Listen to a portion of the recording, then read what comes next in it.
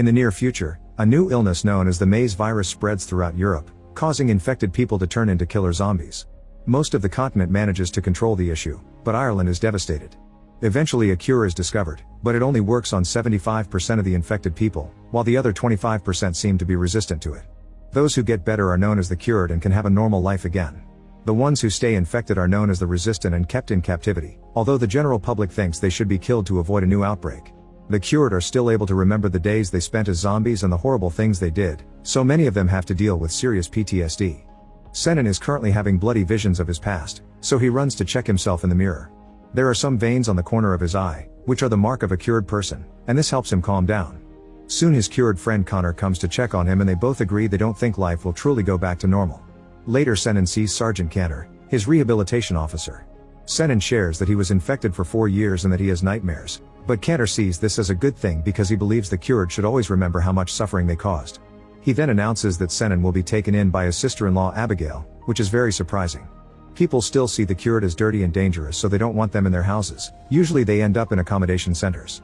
When Tennant and Connor take the bus, they watch how much the city has changed. Now there are soldiers and camps everywhere.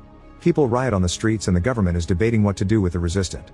Outside the accommodation center there are dozens of protesters throwing objects as they call the cured murderers and not human.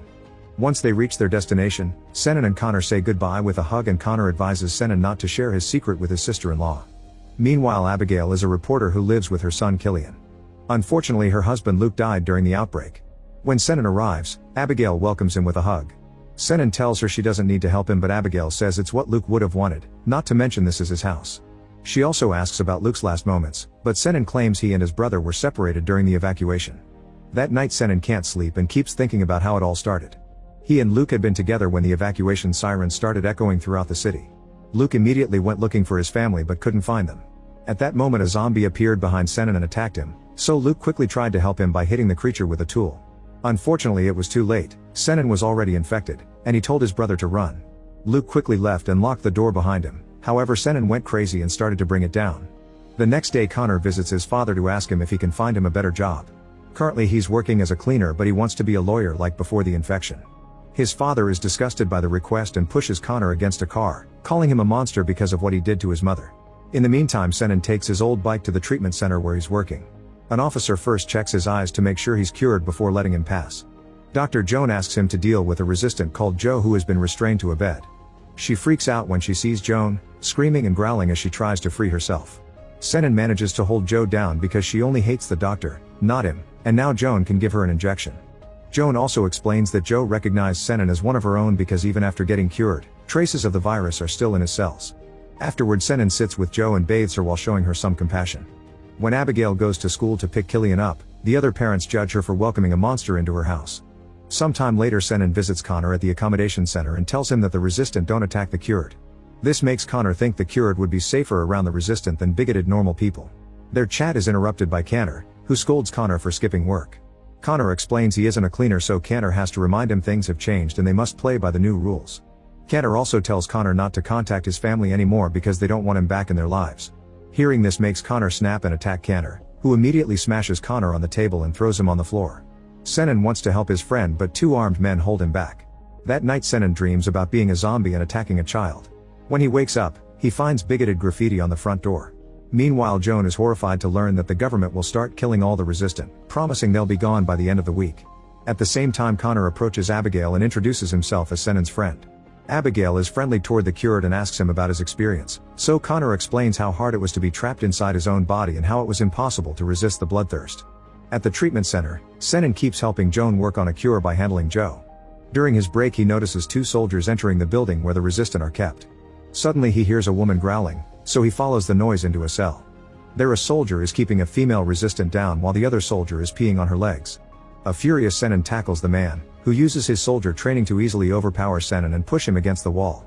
The resistant uses the distraction to free herself from the soldier's hold and starts chasing him through the corridors. The other soldier immediately takes out his gun and shoots her. Tennant is devastated to watch her die, but the soldier says she was going to die anyway. While riots on the streets get worse, Joan appears on the news. She defends the resistance rights and swears she only needs a bit more time to find a better cure. The hostess disagrees, saying that killing the resistant is a merciful act to protect society. Hearing this, Connor points out that the government will come after the cured next and they must stop them. Later Connor takes Senan to the basement of the accommodation center where rebels have formed the Cured Alliance to fight for their rights. They get a bunch of Molotov bombs ready and Connor tells Senan they'll only be targeting empty homes. That night the rebels visit a bunch of different houses belonging to the soldiers and set them on fire. At the same time Abigail is woken up by a call from her boss who wants her to cover the incident, so she gets to notice that Senan isn't in his room. The next morning the news talk about the Cured Alliance and call them a terrorist organization. Senan is shocked to hear a man did die during the bombing. Now any person protesting in favor of cured rights gets arrested. Later Senan keeps having flashbacks and seeing himself as a zombie. A memory reveals that it was Connor who bit Senan and Luke tried to make his brother see reason, only for Senan to attack him and kill him in the same house Abigail is living in now. One afternoon in the doctor's office, Senan finds a picture of Joan and Joe together. It turns out they were a couple and found the cure together before Joe was infected. When he goes home, Abigail asks him if he's been attending Cured Alliance meetings since he leaves the house every night, but he denies it. Then she shares how horrible it was to come home and find her husband's dead body on the floor. To distract her from the pain, Senan takes Abigail and Killian to a spot outside the city with a wonderful view. He explains he and Luke came here all the time when they were kids. That night Connor visits Senan at home but things get tense when Abigail points out it's a good idea to euthanize the resistant to avoid another outbreak. However, she's in favor of cured rights and thinks they can't be blamed for what they did as zombies since they weren't in control, which makes Connor wonder if she would forgive her husband's killer. Abigail gets upset and leaves the room. Then Senan calls Connor out for lying about the empty houses and announces he's quitting the alliance. The next day while Senan is taking Killian to school, Connor visits Abigail under the excuse he must check on the cured's families. After a few routine questions, Connor begins showing his true colors.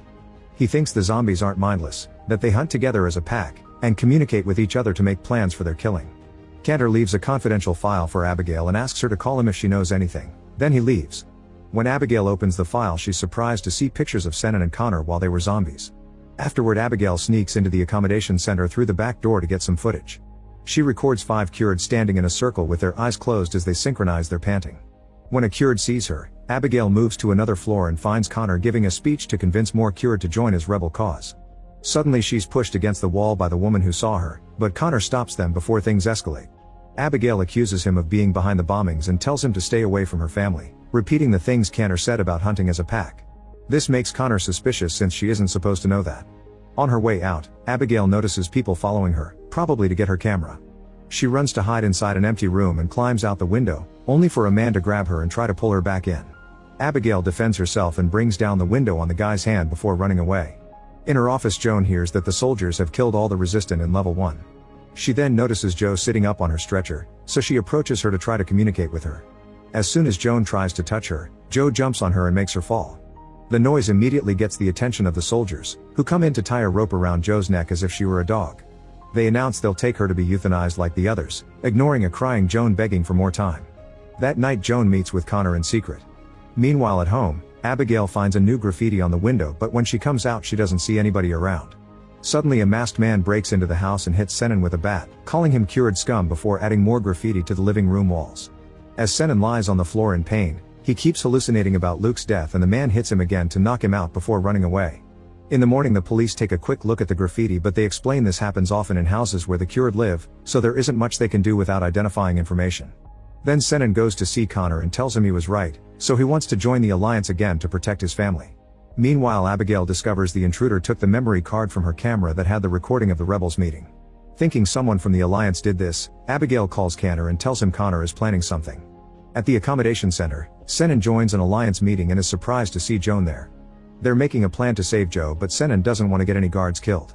Suddenly they hear some noises and discover that the soldiers are raiding the building, aggressively beating anyone that resists. Connor and the rebels immediately run away, but Senan refuses to follow them and the soldiers quickly catch him. They ask him some questions yet Senan stays silent. Moments later Connor finds Abigail with Killian at the park and tells her that Senan killed Luke, showing her the scar Luke left on his neck when he tried to save his brother. Meanwhile Connor tries to interrogate Senan and even offers protection for his family but Senan still refuses to talk. Since there isn't enough evidence Senan is released. On his way out, a cured brings him a message from Connor about the next meeting. When Senan gets home Abigail demands the truth, so he finally tells her that he killed Luke. Abigail is upset because he lied to her and kicks him out as she screams in tears. That night Senan meets with Connor, who explains he told Abigail the truth because Senan had to learn that even those who appear to be nice can turn against the cured. This makes Senan realize Connor hasn't had nightmares. At that moment they're found by Connor, who now has enough proof to link them to the bombings. Senan cooperates and handcuffs himself, But Connor grabs a broken bottle and jumps on Connor to brutally stab his neck multiple times until the sergeant is dead. Then Connor grabs Connor's gun and points it at Xmen because it was him who tipped Connor off. Xmen explains he couldn't let Connor keep on hurting people. At that moment they hear sirens coming and Connor says the plan is already in motion before running away. The next day the cured sneak into the treatment center by using doctor uniforms Joan got them. They stab the guards before going to the control room, where Joan uses her password to unlock Joe's cell. Suddenly a cured rebel makes her step back under threat and opens all the other cells too, ignoring Joan's protests. At the same time Xmen arrives in the building and walks through the corridor full of resistant without getting hurt because they can smell the virus in him. When the armed rebel tries to leave, Xmen tackles him to the ground. At that moment more soldiers arrive and open fire to kill any resistant sneaking out of the building. A bomb left by the rebels earlier suddenly explodes and destroys the gate, allowing all the resistant to run outside at the same time. Xmen does his best to avoid being stepped on, but the rebel doesn't make it. After all the resistant are gone, Xmen looks up and is shocked to see Joe still in her cell. He runs away as well and outside the building he finds the zombies attacking the soldiers to feed on them. Back to Joan, she also notices that Joe didn't leave and goes to sit next to her. The women hold hands and even share a kiss before a crazy resistant jumps on Joan to bite her. At home Abigail hears a growling noise and grabs an axe before going outside. When a zombie approaches her, she immediately brings him down. There are more zombies coming, but also a truck full of soldiers who start evacuating the area. Abigail wants to pick up her son from school yet the soldiers force her to stay with them. Nearby Xmen is running down the street while the soldiers shoot the zombies around him. He finds Abigail being taken away in the truck and she screams at him, asking him to rescue Killian. All over town zombies and soldiers continue to fight. Connor tries to befriend one of the creatures only to watch it get shot down, so he doesn't help the soldier when another zombie jumps on him. The evacuated citizens like Abigail are taken to a quarantine camp but the cured aren't allowed in. Xmen runs through all the chaos and makes it to the school, where kids are following a soldier and the teacher is being eaten by a zombie. He shouts Killian's name until he finds him hiding nearby, then he picks the boy up and starts running without noticing Connor watching him. A few blocks later Connor shows up with a zombie that wants to take Killian. Xmen makes the boy run away while tackling the zombie to the ground to buy some time. More zombies appear to chase after a running Killian while Connor hits Xmen from behind with a pipe to keep him from following them. When Xmen gets up and tries to leave anyway, Connor hits his legs before straddling him to beat him up. The soldiers nearby are still shooting at the zombies and a stray bullet strikes Connor, bringing him down. Xmen has the chance to finish him off but at that moment he hears Killian's voice crying for help, so he runs to save his nephew instead. The kid is hiding under a car and the zombies are reaching out for him, so Xmen has no choice but to beat them up with a pipe. Then Xmen picks Killian up and on their way out, he notices Connor is gone. At the quarantine zone Abigail tells a guard that the cured should be allowed in and spits on the man, who punches her stomach in return. This makes the cured go crazy and they push in to enter the safe zone. While everyone is distracted, Abigail sneaks into a building and takes the stairs to escape. After walking for a while, she's shocked to find a dead soldier on the ground. At that moment a zombie comes after her so Abigail takes the soldier's gun and shoots her down. Then the soldier wakes up as a zombie too and Abigail has to kill him as well. At the treatment center, Joe stares at Joan's body for a while before finally leaving the building. It's dark outside when Abigail finally returns home. Xmen also arrives with Killian, who runs to hug his mother. Suddenly a zombie jumps out and quickly bites Killian before Xmen jumps on him to furiously beat him to death as he screams in frustration. Afterward Abigail considers killing her son before he transforms, but Xmen takes Killian from her. He says that he'll keep his nephew safe until he can get the cure, then they leave and Abigail is left grieving alone. Sometime later the news announce order has been restored but now there are 8,000 zombies in captivity. The government is still killing the resistant claiming it's the only way to get rid of the virus for good. The streets are covered with posters of Connor, who has become the face of the rebels. Abigail is worried about her son, but she smiles when she hears in the news that a small group of infected people are on the run in the countryside. Xmen and Killian are part of that group and doing their best to survive. Make sure to subscribe and turn on notifications so you can watch more videos like this. Thanks for watching.